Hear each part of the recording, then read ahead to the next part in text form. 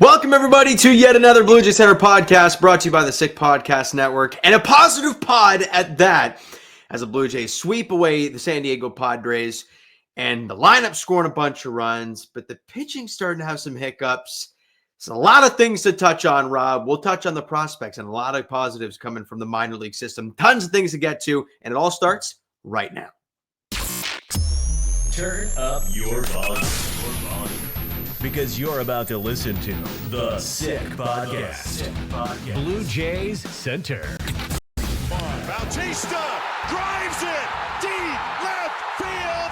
Gone! The sickest Toronto Blue Jays podcast. It's gonna be sick. With it being absolutely miserable outside for the past, over 24 hours, it's going to keep going for another 24, it feels like. It's miserable. You know what's not miserable? It's Rogers Center this afternoon, fellas. Not only were there lots of kids there, they get the brooms out, they're sweeping away the Padres. Buddy, how are we feeling, Rob?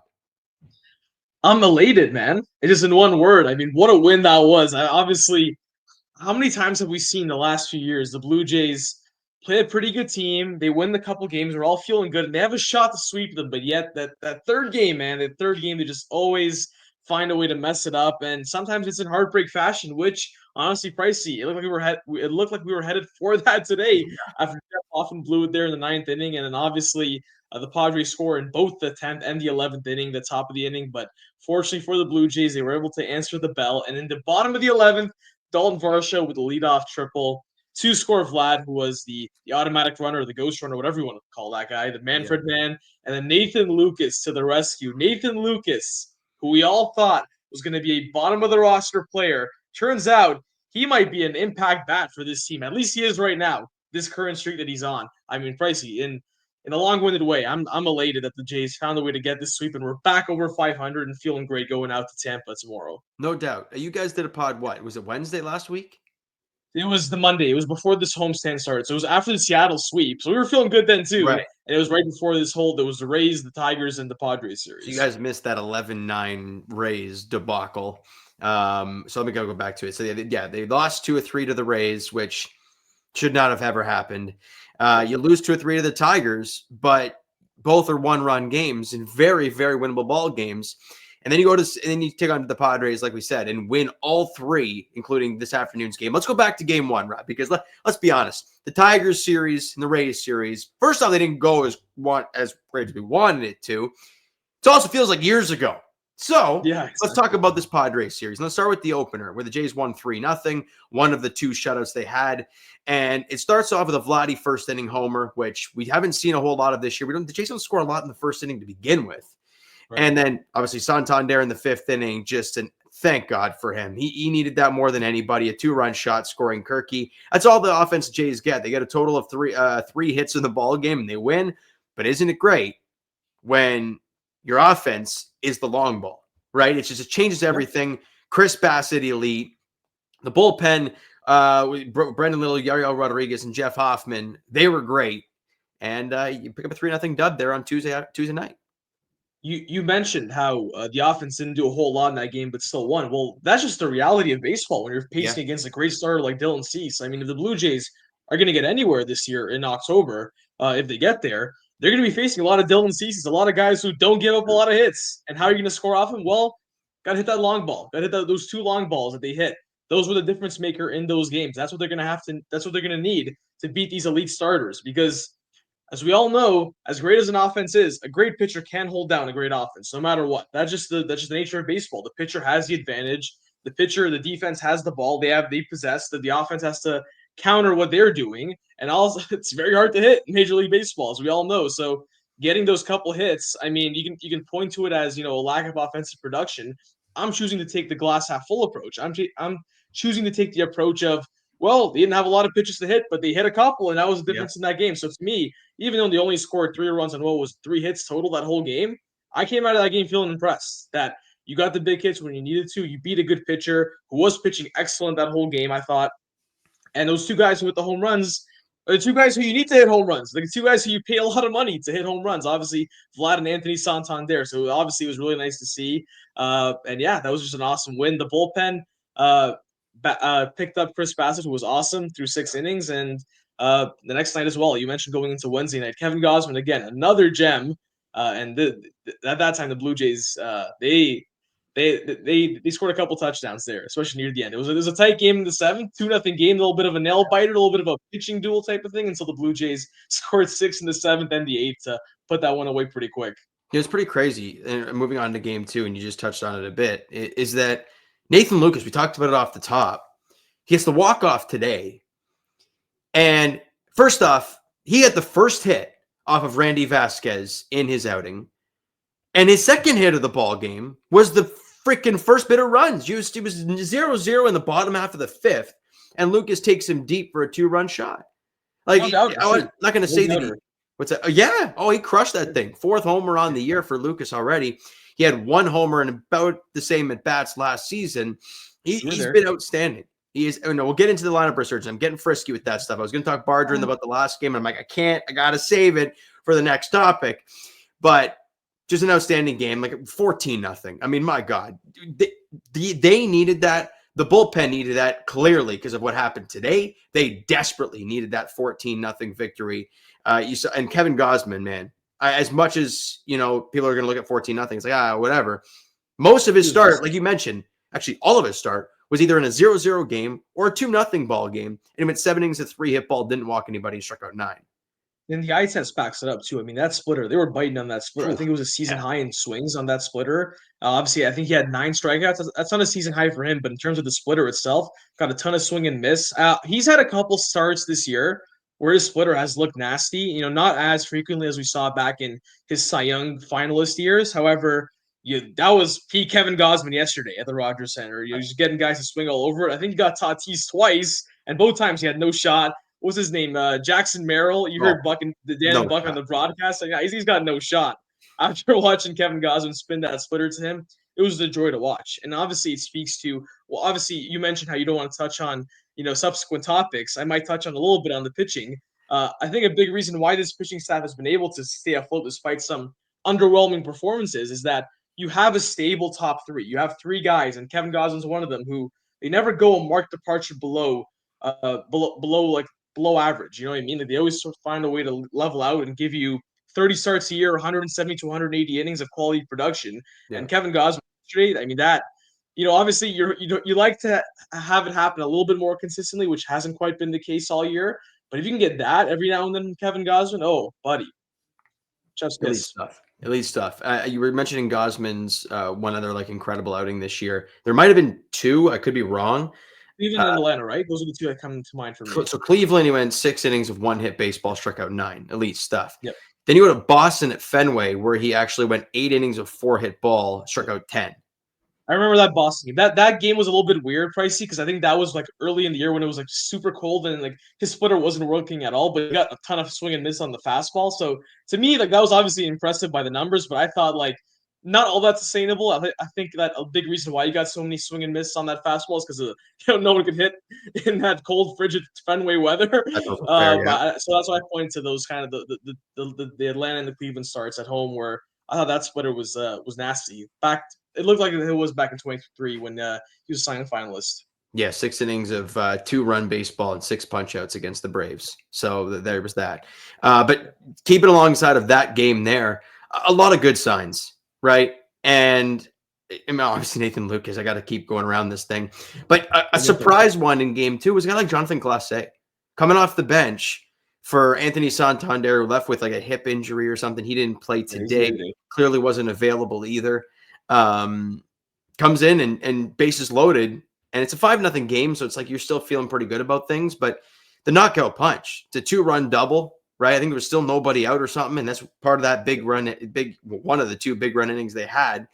I thought he was great. He had a couple hits today as well. Would have liked him to steal that base, but we're not going to talk about that. We might talk about it. We don't have to talk about that. Imagine if they lost today, we have to do a big deep dive on that. Thank God we don't have to touch on that at all. No, we absolutely would. Now, let's get to today's game, because that's one that's most fresh in people's mind. What is it? Bowden Francis gets the start. Again, we'll touch on that. But great signs from, shocking, the guys we're going to be talking about very shortly. Addison Barger, Nathan Lucas. Tyler Heineman's hitting almost 400, bud. Like, Yeah. what is happening with this kid? I have no clue. Clase has 2 hits, gets on base 4 times. I mean, he was great. Bo was 2 for, but I got to tell you, bud, as much as they won that ball game, Bo and Vladdy in the clutch, I'd love to see them get a big hit. No, absolutely. I mean, obviously, Vlad too, especially. I think he was over 5 on the day, and 1 for. he had that at bat. Sorry, one He for went 5. 1 for 5, apparently. Oh, okay.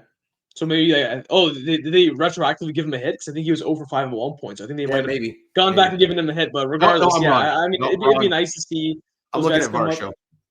Oh, okay, my bad. Yeah, no, Daulton Varsho. Yeah, he's clutch. He's definitely That clutch. 1 for 5. Yeah, obviously, like Bo and Vlad, you would have liked them to come up there and end it, but ultimately, that's not necessarily my main takeaway from that game. I think my main takeaway from that game, ironically, was the pitching side of things. Because why did the Blue Jays win this game today? They won this game because they went all hands on deck. They used every reliever. They allowed Batten France to only pitch twice to the order. Had that been a regular game where you have guys unavailable, you might have to squeeze him in another inning, maybe give up another bomb, like he's susceptible to do so. Yeah. But why did they use everyone today? Because yesterday you only used one reliever, Jose Urania, after you scored 14 runs. It just goes to show the beauty of blowing teams out and not having to deploy your leverage relievers every single game. Because had yesterday's game been a close game like the Blue Jays have played all year, you probably have a lot of guys who aren't available today. You have to use Bowden Francis to pitch extra at batters. You can't extend Brandon Little because he probably would have pitched yesterday at some point, right? So I think it goes to show the trickle-down effect we've been talking about all year about how important it is to score runs, blow teams out. Because honestly, they don't win this game if they have to deploy a lot of guys yesterday. I don't think, right? So I think we're seeing the benefits of an offense that can light teams up and give both your starters and your relievers some days off. It's crazy. They scored 7 runs in the ball game. I mean, some in extra innings. So I guess what was it, 4 through 9? They should have scored more. They had tons of traffic, and this is the problem, right? You were up 4-2 going into the 9th, but you should have been up more, adding on a couple of runs here and there, make it a non-save situation. You don't have to use Hoffman, and we'll get into that. You know what? Screw it. Shane, you want to cue up the pitching problems we got going on here? Thank you very much, Shane. We were going to go offense first, but we're on the topic of Jeff Hoffman, and we're talking general concerns because we saw quite a few of them percolate today. One, you mentioned earlier, the Bowden Francis stuff, where they were no shot giving him 3rd time through the order. And obviously, yes, Jeff Hoffman blows the save, allows a 2-run shot to Gavin Sheets, and he seemed to just go away from his best pitch, which is his fastball. That's what Jays fans got pissed off at Jordan Romano about, right? You're just throwing slider happy, and you're not using your 97-mile-an-hour heater, and you're getting burned by your second best pitch. Don't like it. What have you seen?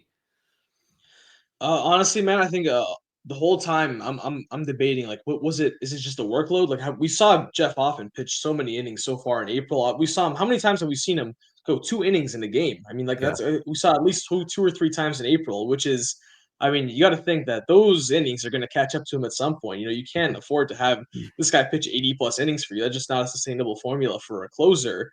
And it really did look like that Anaheim series specifically that he was just running out of gas. He was running on fumes, and he was really ineffective. And to be honest with you, he's been really ineffective lately. I mean, we went from a guy who was literally untouchable in April to basically a Jekyll and Hyde so far in May. Jekyll and Hyde is in one start, you'll get a good outing, and the other one, he'll blow up. He'll blow up and give a home run, probably give up multiple home runs too. He's given up 5 home runs now in 23 innings, which is like, that's not about Bowden Francis pace, but it's like not that far off, which is very concerning for your closer. And as much grief as we gave Jordan Romano, even though he was nothing clean, Jordan Romano didn't blow up every other day. So I don't know. I'll be honest with you. I think that overall, when you're watching Jeff Hoffman, the eye test, I mean, look at the numbers. He still has a Ks per 9 of like 14, which is stupid, right? So I think from that aspect, you feel that over a large sample, you feel okay about his stuff and all that. But is he just running out of gas? Is he just running on fumes? I mean, it's tough because even today he had a day off yesterday. It's not like he had pitched like 2 days in a row or 3 and 4 days like anytime recently. So I don't know, man. I think that ultimately they know better than I do if anything's going on. I suggested the possibility of potentially a phantom IL because ultimately, if this is what you're getting every other day, it's not going to be acceptable from a closer.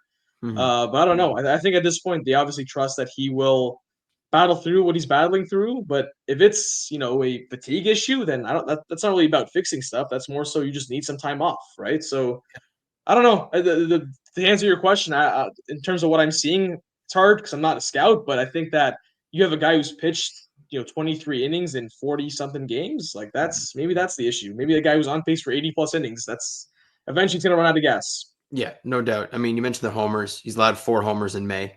I mean, that tells you right there. And you look at his May numbers, let's just go through his outings. Let's just do that. He had the clean one against Cleveland. And then you mentioned the LA one where he had 2 different saves in back-to-back days. Which, by the way, Pricey, that Cleveland game, if you recall, like that was a game they got out of it. Like he had given up multiple runners. He had thrown 20 a hit and a walk and a strikeout. So even that one has a little bit of you got to like put a little context next to it. Definitely. You could definitely tell. And that was right. That was 2 days. Was it 2 or 3 days later? Or before that, he had the 2 innings outing against the Red Sox.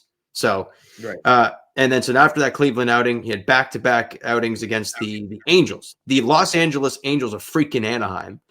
No good. They've been okay recently, by the way, Price. Let's not deal with this. Good and frisky are very different, Rob, okay? You talk about your Marlins about being frisky. They might have a good week or a good couple weeks and get frisky. They are not a good ball team. Sorry.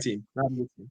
The back-to-back outings, he gets 1 out in each outing. Allows 3 hits and 3 runs in both. Allows 2 homers in one of them. No good. Back-to-back good outings in Seattle where he goes clean innings, no hits, and actually strikes out the side in both. And the Tampa blow-up, right, where he led the home run. I think it was to Caballero, I believe it was. Caballero? I don't know who it was. Caminero? I don't know. They all sound the same. Yeah, whatever. Yeah.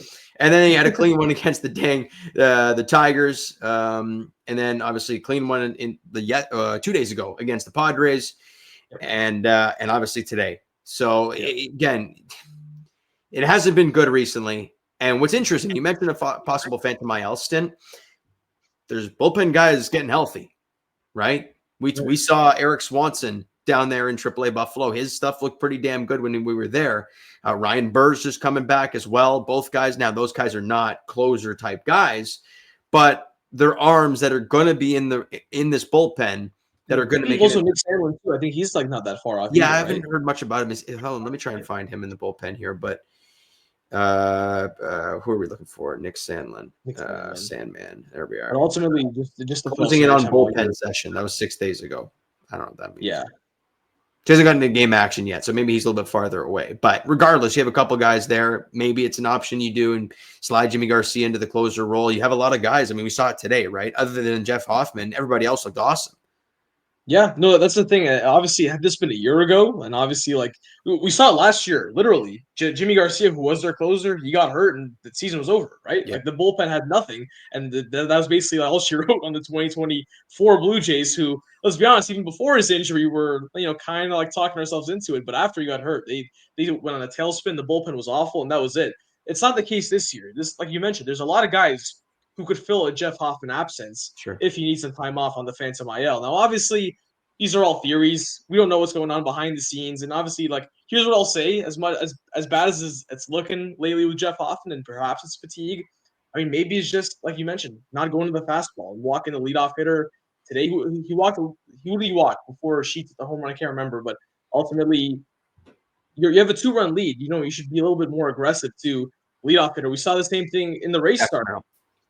Say it again? Jackson Merrill, he's the one that walked. Jackson Merrill, okay, right. Well, we saw even in the Rays game that he blew earlier last week. You had it was a 1-run lead at the time, but you had Travis Jankowski up, and he threw a 3-2 off-speed pitch rather than attacking Travis Jankowski, who's barely hanging on to a roster spot at this point. I mean, that's tough. I mean, so perhaps it's not necessarily fatigue; it's more so just pitch execution as well, right? So I think we have to put that into perspective too. But ultimately, like to basically wrap the point up, is that if Jeff Hoffman were to miss some time for the long-term benefit of him being, more refreshed and able to take a workload down later on in the year, then I think the Blue Jays won't be screwed like they were a year ago. I think they have guys who can fill in that role relatively adequately. Definitely. And moving on to the rotation, we saw the guy today, Bowden Francis. I mean, I think it's the bigger concern. Without a doubt, with obviously Eric Lauer pitching tomorrow and your bullpen being used a lot today. However, a lot of the guys in the early parts didn't throw a lot of pitches, so I would assume that they're more or less available. I mean, you quickly go through it. And also like back-to-back days. Like guys pitch back-to-back days all the time. So I'm assuming they'll have some guys. That's what I'm saying. Yariel pitched 24 pitches in 2 innings. Mason Flaherty played 12 pitches. Braden Fisher 3 pitches. Brendan Little's done. He's not pitching tomorrow. 34 pitches. Jeff Hoffman played. He might be down for a couple of days. He might be. Jeff Hoffman had 23 pitches. Chad Green and Jimmy Garcia threw 12 and 9 apiece.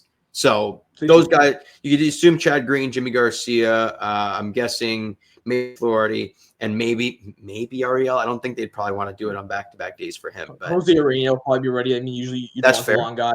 Yeah. Want the bridge guy if need be. And, let's be honest, like there's always a possibility of Jay's getting blown out. So definitely he'll, or who knows? Maybe they're the ones doing the blowing out. That's been, a trend recently. So who knows? I mean, got to leave that open for interpretation. We got to talk about Bowden Francis though, because 15 home runs in 10 starts is not going to cut it. 15 home runs in 50 innings now? Like that's just a home run pace that's unsustainably bad. I mean, he leads all of baseball in home runs given up. He came into today's start second last in starters WAR. I mean, like here's the problem with this Blue Jays team is that like you look around the roster and I think that this team has a high floor. If you look at the roster, I mean, obviously your starting rotation, you don't have a true ace, but you have 3 guys who on a given day you feel good about them giving you a solid shot at winning. Sure. Your lineup, they have a lot of guys who can give you quality at bats, and we'll talk about the lineup after. But there's not a lot of automatic outs in this lineup anymore. There's a lot of guys that are producing pretty well, especially now recently. But you still don't quite have a lot of power. You're still bottom third in the league in power. You have a good bullpen, but as I mentioned, the whole team looks pretty good. However, your 4th and 5th starting rotation slots are rough. They're very volatile. Your 4th starter, Bowden Francis, is one of the worst starters in baseball qualified this year. I mean, we'll talk about how bad he's actually been. Like we already kind of mentioned it. And your 5th starter, essentially at this point, is Eric Lauer. Like Eric Lauer half starts a bullpen day.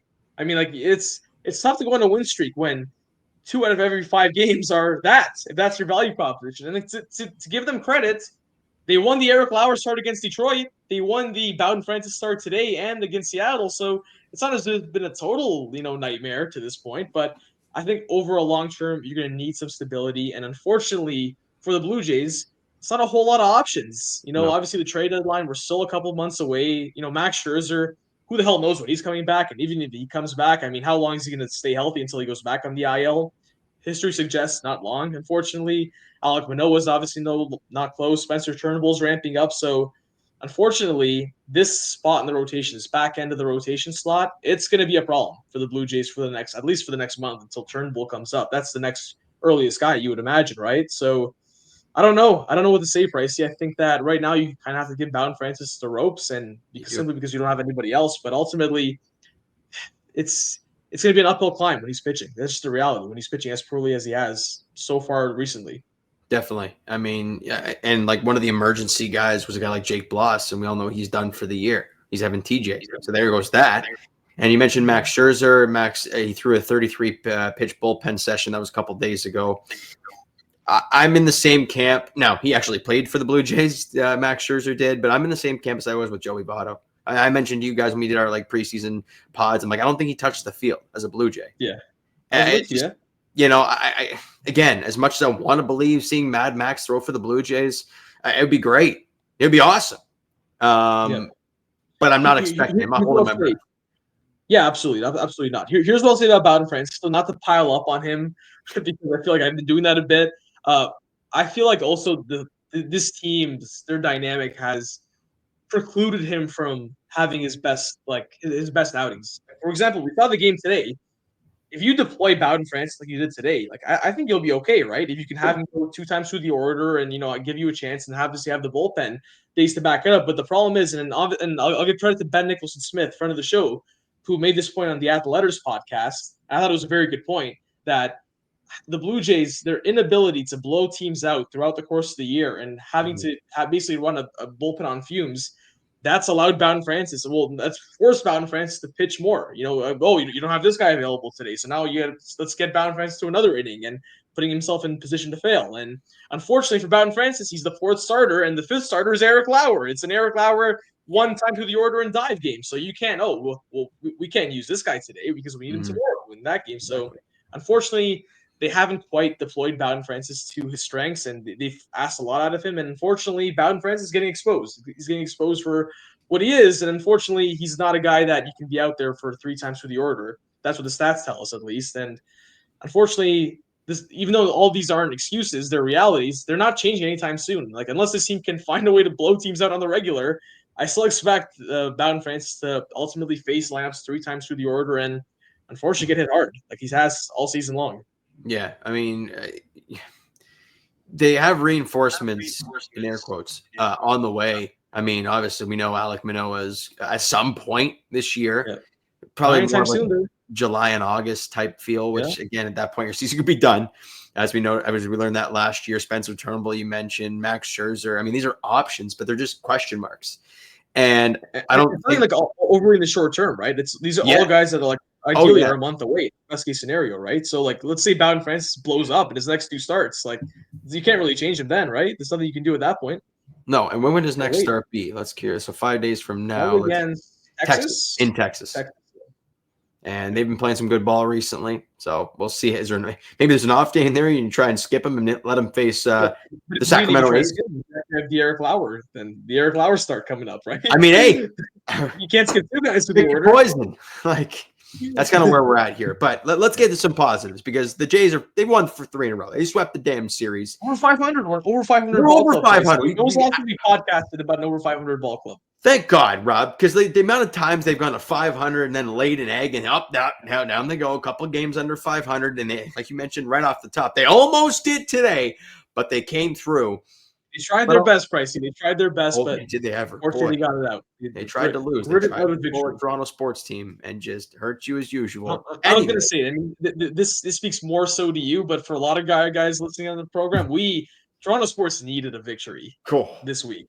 I mean, hey, Jays are undefeated since the Leafs have been eliminated. So it's gonna the sacrifice we needed. The sacrifice we needed.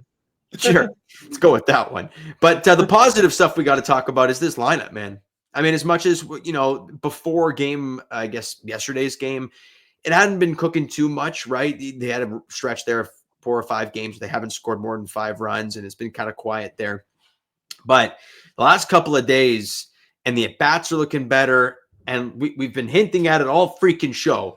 Addison Barger, Nathan Lucas have really turned a corner for this team. We talked about Nathan Lucas not winning the game. Well, I guess I mean he won the game today, but being a massive part of the last 2 wins. And you get Addison Barger hitting cleanup today, goes 3 for 4 and drives in a run. And he walked once on base, got on base 4 times. And in extra innings, they're like, we don't want to face this guy. Put him on. And it's just gotten to a point now where that's what we're seeing from Barger. I mean, the raw numbers, 267 average, 330 on base. The OPS is flying up. It's over 700, which on this team is like, whoa, that's really good. I love what we're seeing from him and Nathan Lucas, just ice cold in the big moments. You love to see it. So I'll talk about Addison Barger and Nathan Lucas after, but I think what you also have to mention there is that the Ross Atkins positive regression plan is sort of working. It's just a year later than you expected, right? Because look, I'll go through it. Obviously, who are the positive regression guys other than Vlad? You looked at, can George Springer kind of take a sip from the fountain of youth and go back? And obviously, he's been struggling as of late, but ultimately, I think it's just so much confidence to see him start the year so well like he did, and not only play every day, but play well and hit well and be an above average hitter basically all season. And even though this tailspin's coming up, we saw there's proof of concept now that we've seen George Springer not be completely washed anymore. Like he's capable of potentially being, an above league average hitter for you at some point for the rest of the season. Alejandro Kirk, I don't know about you, man, but I'm watching Alejandro Kirk and I'm feeling like I did back since 2022 was the last time I felt this good about watching him hit. His OPS still under 700 on the season, which, the thing for a catcher, that's pretty good. And you consider how many line drive screamers that found gloves over the course of just this past week alone. I mean, he's seeing the ball really well. Got that big hit today in extra innings. Unfortunately, he couldn't score the run, but he looks competent. Daulton Varsho, I mean, early on in the year, they had no power, and now Daulton Varsho, in a matter of weeks, is taking the team lead in extra base hits. He's hitting an extra base hit every day. Crazy. It seems like it. It's all he's hitting, but at least he's hitting them because no one else has been all year long. So the positive regression guys from a year ago, they're starting to kind of come on a bit and be competent hitters. And now we'll talk about Addison Barger. That's a guy that we asked ourselves coming into the year, who would be the impact guy? Like, will they have one guy come up from Buffalo and be a legitimate impact player? And Addison Barger's that guy. He looks like a legitimate everyday player at this point. A power threat from the left side. He's got a lot of tools that you can deploy, and ultimately, look what he's doing. He's a legitimate guy who should be hitting top of the order now. When there's a righty on the mound, and Nathan Lucas, we got to give him his flowers. And let me pull this up because I shot a message in the group chat today about his actual numbers, about how good he's been. Really dating back to when he got called up a year ago. I mean, we all thought Nathan Lucas last year, like, he's a bubble roster guy. He's a guy who's 30. He's been in the minors forever, and like, he's been a legitimate force for this team. It was funny, not Rob. only an end of the roster player, but at an everyday pace. Like, I have this stat right here, and this is my exact message to our group chat. Dating back to last year, in 56 games, Nathan Lucas is a 2-win player with a 131 OPS plus in almost 200 plate appearances. And I don't know about you, Pricey, like, that doesn't seem all that sustainable. But when you watch him hit, he doesn't give away any at bats, man. Like, he's just tough to pitch to. He doesn't swing and miss a ton. He's walked. I think he walked multiple times in the last few games. Even on I believe it was the Tuesday game against San Diego, he went 0 for 2 with a walk. His 2 outs were both line drives that found gloves.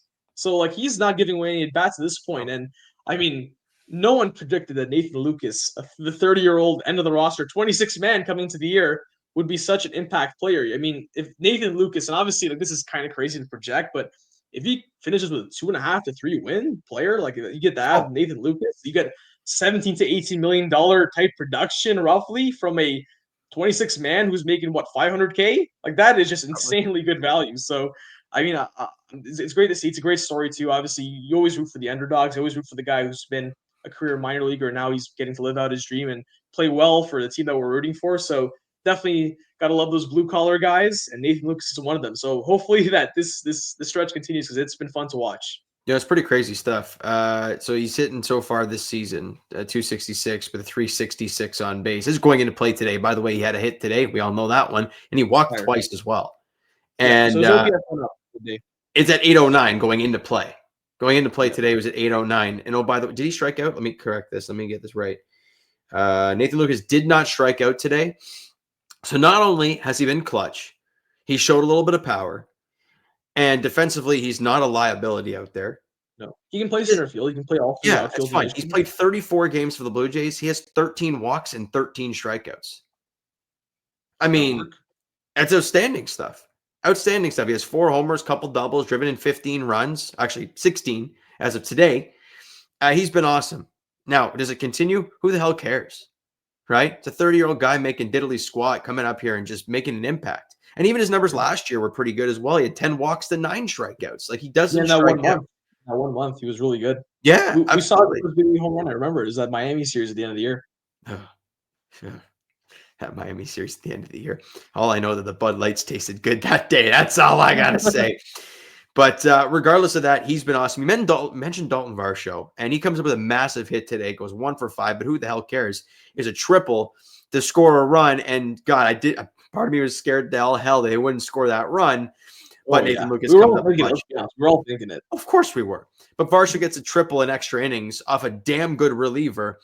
And was it Jeremiah Estrada? I mean, that was and look, Daulton Varsho going into play today, Rob, had a 217 batting average and a 246 OPS. That's ugly stuff. That is terrible. On base. OPS, 246 on base. What did I say? OPS. 246 OPS. On base. On base. Fine. But regardless of that, and then with a strikeout today, he's got 24 strikeouts in 17 games. But we're all sitting here like, we don't care. Because he's got 7 homers, 3 doubles, a triple now, and an OPS. I don't know what. I mean, it was 863 going into play today. Who the hell cares? He's been awesome. This has been my point all along, that the batting average stat is overrated. And Buck was talking about on the broadcast yesterday. How many times have we seen at the beginning of this season the Blue Jays walk, a little snot shot single there, ball in play there, and it's all great and fine and dandy. But ultimately, you need power. You need guys who can go on and do damage at the plate. I don't care if you sacrifice batting average or even a little bit of on base, if you can hit extra base hits on a daily basis and be a power threat, that's what this team's needed. It's not a coincidence at all, Pricey, and I'm sure you know this, that this offense has become so much better, so much more powerful ever since he got back here because he's hitting the ball across, I mean, not across all fields, but for extra base hits pretty much every game. I mean, you don't lead a team after playing for 3 weeks without hitting a lot of home runs. You know what I mean? So obviously, it's great to see the power threat being there for Daulton Varsho and him playing well and hitting the ball hard and producing runs.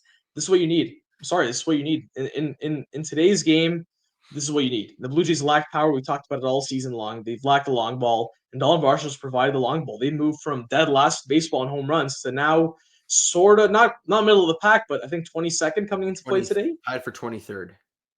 23rd after the game today, probably. Yeah. Okay, so there you go, man. That's quite a substantial delta jump, right? So you can keep getting that kind of production. Obviously, you know, Daulton Varsho, his extra base streak is like his extra base pace is like unsustainable because you're not gonna hit an extra base at every game. No. But if you're gonna have 25 home runs, 20 doubles, and a few triples, like yeah, sign me up, man. Sign me up tomorrow. Yesterday. Absolutely. Now it's funny. Bo Bichette has 4 homers. Vladdy's got 4. Santander has 6. What did I say? Vladdy has 6 as well. Yeah. Santander's got 6. Georgie Porgy has 5. Kirky's got 3. Jimenez hit 3 in March. Nathan Lucas has 4. Let me read the games played of these guys. Bo has 48 games. Vladdy 48. Santander 43. George 45. Ernie, I don't know why I said Ernie. Andres Jimenez 36. Daulton Varsho's played 17 games.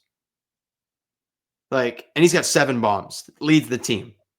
That's wild stuff, man. That is crazy. And also, I noticed his stance is a little different, too. He's holding the bat more straight up and more out in front of him. I don't know if that's maybe getting the balls a little bit easier or getting lift on. I don't know what the hell he's doing because he's still striking out a shit ton. But regardless, who cares? Damage. It's the anti-John Mattingly effect. Damage. That's all I got to say, Rob. Damage. And he's doing a lot of it. All right. Now, speaking of damage, the minor league. Actually, no, before we I was thinking maybe we preview the next series before we hit the minor. No, let's do the minor leagues first. Okay, yeah, that's fine. Yeah, let's do it. Yeah, because we can end off with the series preview. And boy, the minor leagues, talking about damage. Oh boy. The Vancouver Canadians, if you're out west, yeah, go to a game because we're about to tell you why. And I'm excited. Shane, what do you got for me, bud?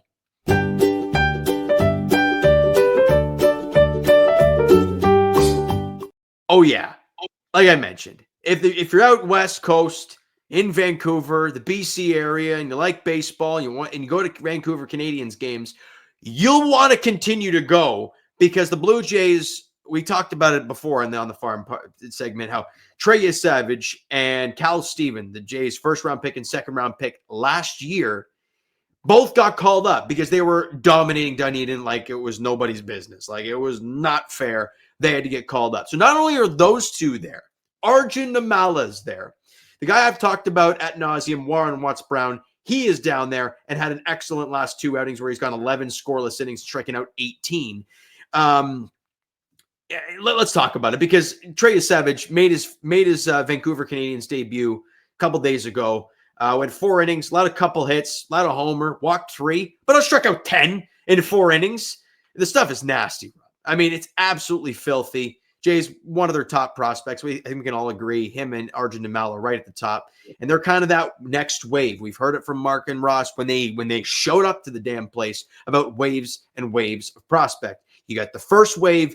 We were kind of waiting on that second wave of Gabby Moreno and guys like that. It never really came for the Blue Jays. This is that next wave. Arjun Namala dominating. I mean, I think he's leading the league in Vancouver in home runs. And oh, by the way, he's 19 for the entire season. And he's hitting 280 with a 360 on base with just a shade under 900 OPS.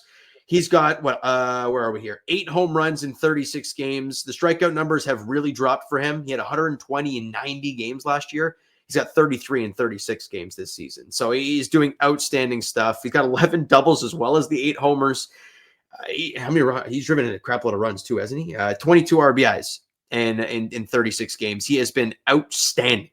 You got anything you want to say about those guys? Yeah, 2 things actually. You mentioned both Trey Savage and Cal Steven. I mean, right now, so far, we're coming up in a full calendar year. That 2024 draft by Ross Atkins is starting to look pretty good, right? We harped on how bad the Blue Jays have drafted recently, how like they haven't really had a whole lot of impact players come up through the farm. Addison Barger looking like maybe that he's another guy that may have been, another guy that they could have they found, and he's an impact player right now. But yeah, that 2024 class, already 2 guys getting promotions that quickly and looking like impact players. That's huge to see. And Arjun Namala, you mentioned there. I'm obviously I don't know, but are we that far away from a cult in New Hampshire at that point with those numbers he's putting up in high A? I mean, he's really young. He's like super young. Like I think he's 19. high A 19 level, like the average age. He's still like a couple of years younger than the average age in high A. So I mean that just shows you the potential that he has. That he's already hitting against guys like well above his age, and then he's performing as well as he has. So I don't know. Maybe a call to New Hampshire could happen at some point this year. And obviously, once you get to New Hampshire, you're only a stone's throw away from Buffalo. And then, like you were there, it's only literally 150 kilometers, 90 miles away from Toronto. So pretty close by. Those are the 2 things I wanted to bring up about that. Exciting stuff, man. Exciting stuff. I mean, it's been a while since we've had legitimate high-level prospects, impact players that come up. And, these guys are still a while away. I think that in an optimistic scenario, the end of 2026 is the earliest we'll see any of these guys. So still a while away. I think, you're still that's, just under 18 months away from when you would expect to see them. If you do the math right there really quick. But yeah, no, that's awesome to see 2 guys who have now elevated themselves into the top 100 prospects in all of baseball.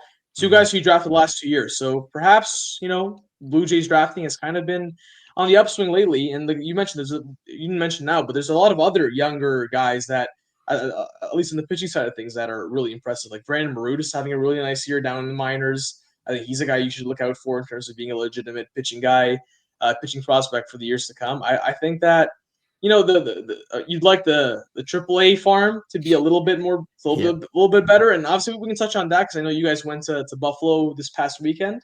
But low level of the minors, at least it's looking a little bit more promising. It definitely is. And speaking about the Bisons, I mean, Alan Roden, we saw him with his Blue Jay tenure for a bit, hit a $178, didn't have a great time up here. Since he's been down in Buffalo, the guy hasn't stopped hitting. I mean, you look at his 11 games he's played there this season, which has been since he's sent down. And he's hitting 396 with a 463 on base, 1,100 OPS. I mean, it's like the Spencer Horwitz conversation, right? Where it's just like, he's too good for that league. He should not be down there. But he'll get another look, I'm sure, sooner rather than later. Oh, he definitely, absolutely will. Absolutely will. And on the wrong side of things, Orelvis Martinez. I mean, we're looking at it right now, post PEDs, and he's sitting here with 38 games into the Buffalo season. He's hitting a $198 with a 660 OPS. He's got 5 homers in 38 games. He's got 45 strikeouts. So those numbers are back up again. He has not had a good season for Buffalo. I don't know. It's something to keep an eye on. Obviously, everyone's clouded their judgment because of the good-looking Arjun Namala coming through the system and whatnot. But once at the top, Orelvis Martinez gets hit with not scandal, but hits with the PEDs, and he hasn't had a good start to his Buffalo season. Turn around, but I feel like I'm getting dangerously close to him just being a prospect write-off. Like we always see these guys. And remember John Harris and the Jays drafted him their first-round pick, and like he was looking good through the system, and like he never made it across the board to Toronto. Orelvis did. He made his big league debut last year, so that's already done. That's out of the way. But ultimately, like how a team that desperately needed power all season long, and the fact that he never got called up to this point, I mean, it goes to show like it just feels like he's still young. He still got time to grow, and there's still not over yet. But I mean, we need to see some results quick. Yeah, definitely. And good news on the pitching front. Adam Macko is continuing to pitch. That's a great sign. He's still continuing to build up in the Florida Coast League. He pitched, what was the 22nd? Is that yesterday? Oh, he actually pitched today. He pitched today for Florida Coast League, 3 shutout innings, 3 no-hit innings, struck out 4, as you'd expect from him, working his way back up to Buffalo at some point. So that's a great sign. And I mentioned Warren Watts-Brown, kind of that trio of studs down there in Vancouver. We talked about him last year. He dominated Dunedin in 57 innings pitched. He had 74 punch-outs. Like, it was just not fair in Dunedin. Got the call to Vancouver. Struggled a little bit to start. Did find it near the end of the year. And now he's in Vancouver, and he's had 8 starts. He has an ERA of 3.62. In 37 innings, he's got 62 punch-outs. He's just been absolutely torching guys up. And I mentioned earlier on, he's had 2 consecutive starts now where he's allowed 1 earned run in 11 straight innings, where he has 18 strikeouts and allowed 4 hits in 11 innings. He has been lights out. That 3-headed monster of him, Steven, and Trey Savage. Like I said, it's gonna be fun there in Vancouver.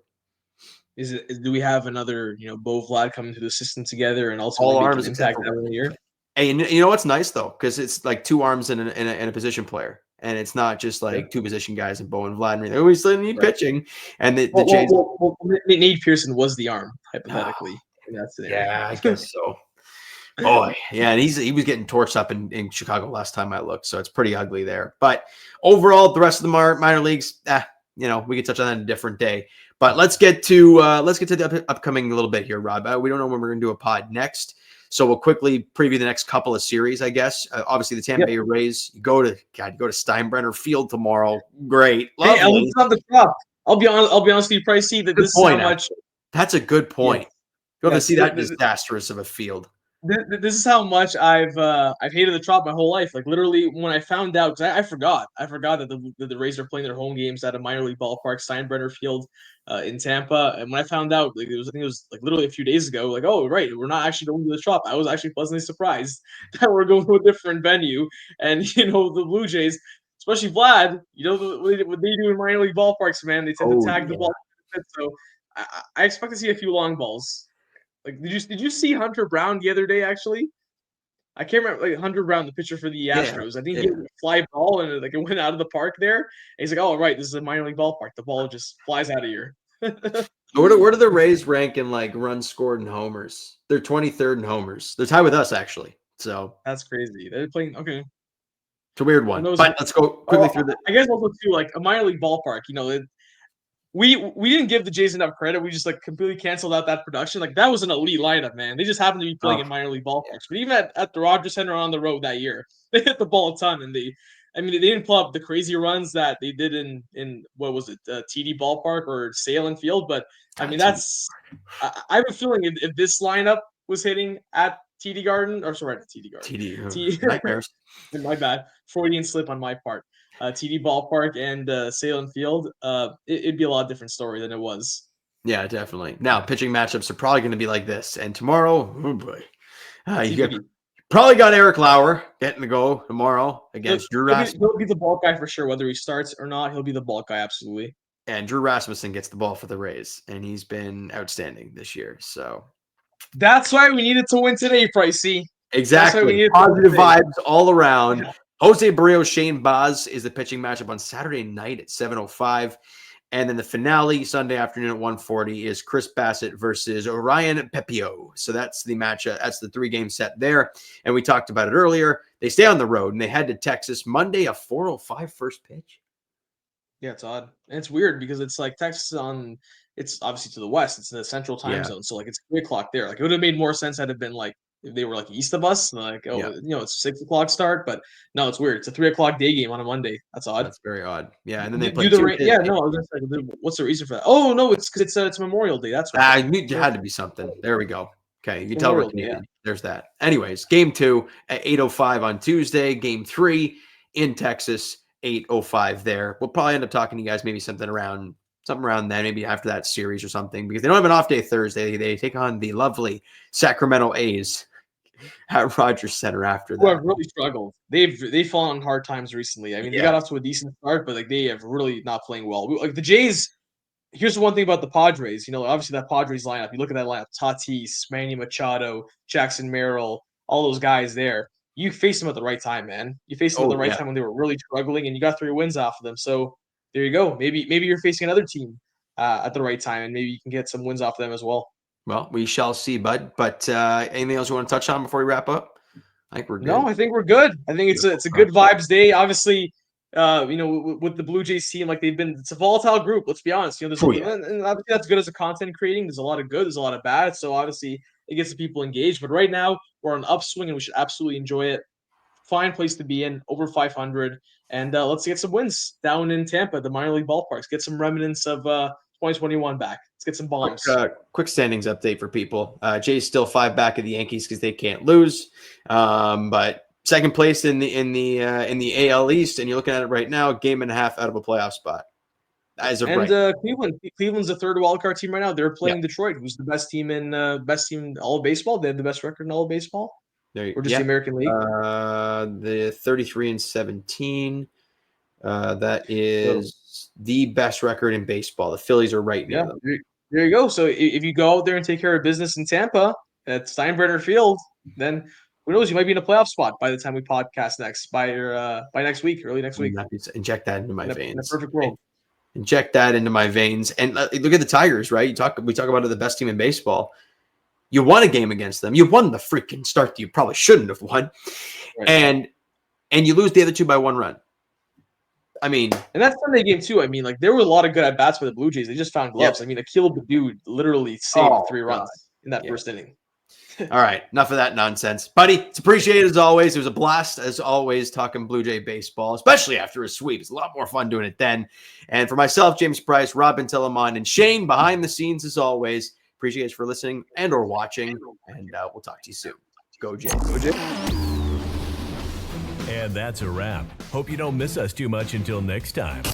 Follow the Sick Podcast Blue Jays Center on YouTube, Google Play, and Apple Podcasts.